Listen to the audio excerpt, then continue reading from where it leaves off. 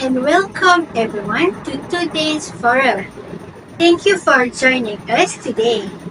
We have a exciting season where we'll be exploring Malaysia's education system from two different perspectives.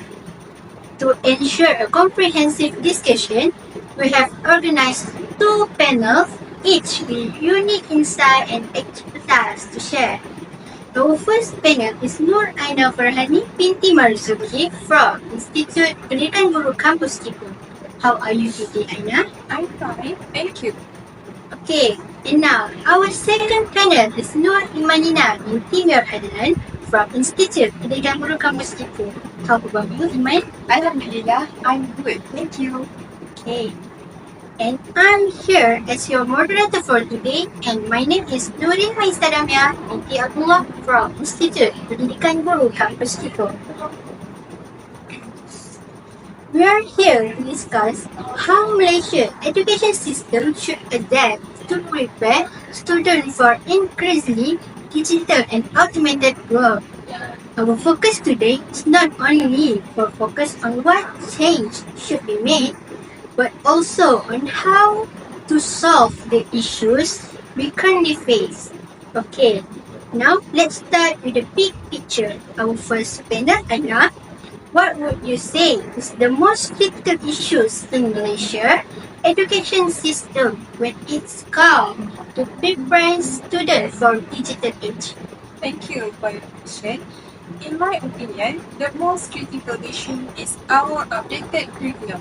We are still too focused on traditional subjects and methods like word memorization and standardized testing.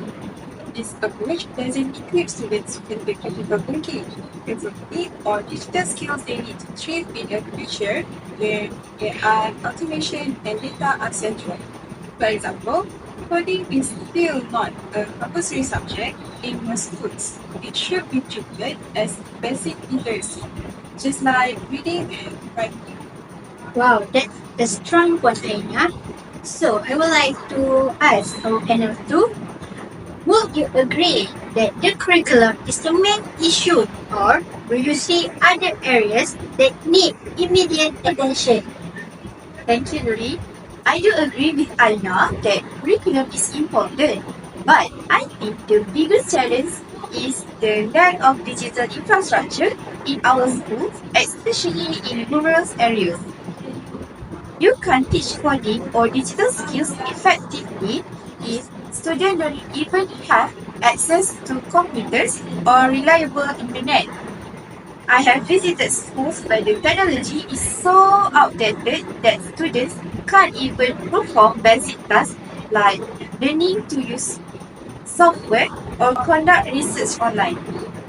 How can we expect them to understand complex digital concepts like AI or automation if we even haven't provided the basic tools to them?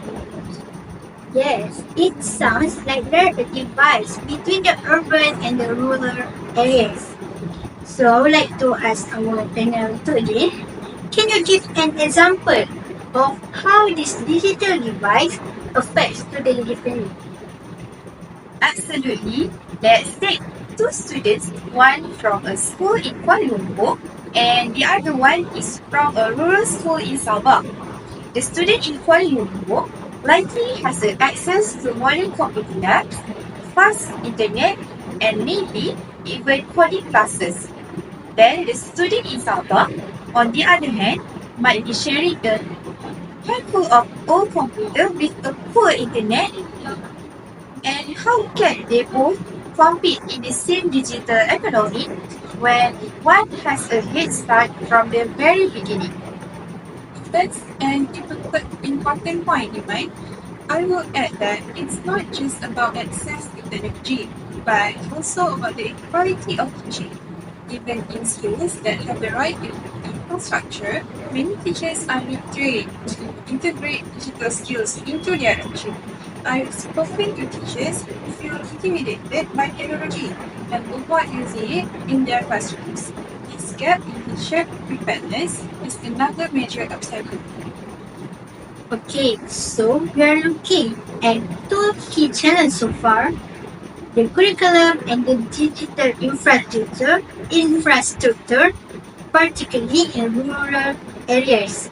Okay, now let's move to the question of teacher training. Aina, you have just mentioned the issues of teaching being intimidated by technology. So, what would you suggest to address the issues? Okay. Teacher training is absolutely essential. We can't expect students to develop digital skills if their teachers are not comfortable with technology themselves. What we need is a national program to upskill teachers.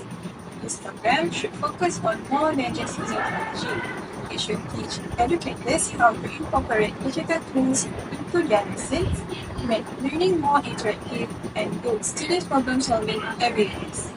For example, in countries like Finland, teachers are not only trained in digital skills, but also in how to develop project-based learning environments. This is where students work on real-world problems and use technology to find solutions. If you can bring that kind of training to Malaysia, it would have a huge impact. It would have a huge impact. What are your opinions about this, Iman? Do you agree with me? Yeah, I do completely agree with you, Aina. I also like to add that the private sector can play a role in this. Like there are many tech companies, including mine, already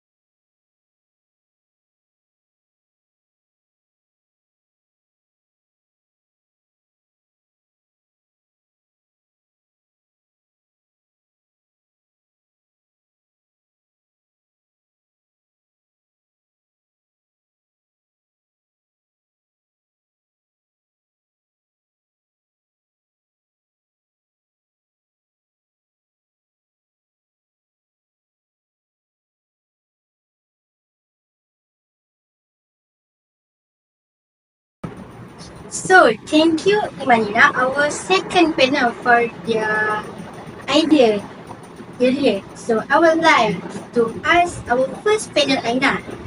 Do you think such incubators will work in Malaysia, or are there other considerations we should keep in mind? I agree with the general approach, but we need to think about more than just infrastructure. Many rural schools also face issues with teacher retention and support system. For example, it's one thing to provide internet and computers, but if teachers aren't trained or if the equipment breaks and there's no support, the whole system fails. One way to address this is to establish the tax support teams dedicated to rural schools. These teams could travel to the schools, ensuring the technology is functioning and providing inclusive help when needed. Additionally, we should think about maintenance budgets. It's not enough to just provide equipment. It needs to be sustainable. I see where you're coming from, Aina. And I do agree that long-term sustainability is crucial. To add to that, the private sector could help by setting up mentorship programs for schools. For example, tech companies could pair their engineers with schools to provide ongoing support and guidance, either in person or visually. This would help ensure that the technology is being used effectively and that there are a constant feedback loop between school and also industries. So, wow, that's interesting idea. Mentorship and real-time support from the private sector. Now, looking forward, so let's talk about the long-term vision. Where do you both see Malaysia education system in the next 10 years? Assuming we address this challenge. So, I would like to go first, our first panel, Aina. In my opinion, in 10 years, I would like to see a system where every student is digitally literate, regardless of where they live. Ideally, digital skills will be integrated into every subject, from mathematics to social studies.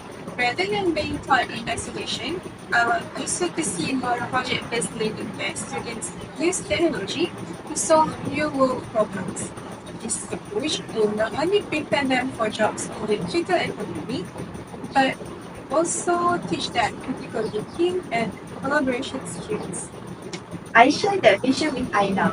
I would add that we should aim for global competitiveness. Our students should be able to compete with the best in the world, whether they are entering the tech industry or other fields. This means not just focusing on digital literacy, but also on emerging technologies like AI, machine learning, and also blockchains. By, by making this part of the curriculum, we can ensure that our students are leaders, not just followers in the digital future. Okay, thank you both for the rich discussion. It's clear that while challenges remain, there are also many practical solutions, from curriculum reform to teachers training, infrastructure, and industry partnership. There's a lot of work to be done. But the potential for transforming our education system is immense. Let's hope we can move forward with this challenge. I think that's all for our session. Thank you to both of our panels today who are willing to spend time with us in this forum discussion season. Thank you for joining us. Thank you for joining us today. Bye.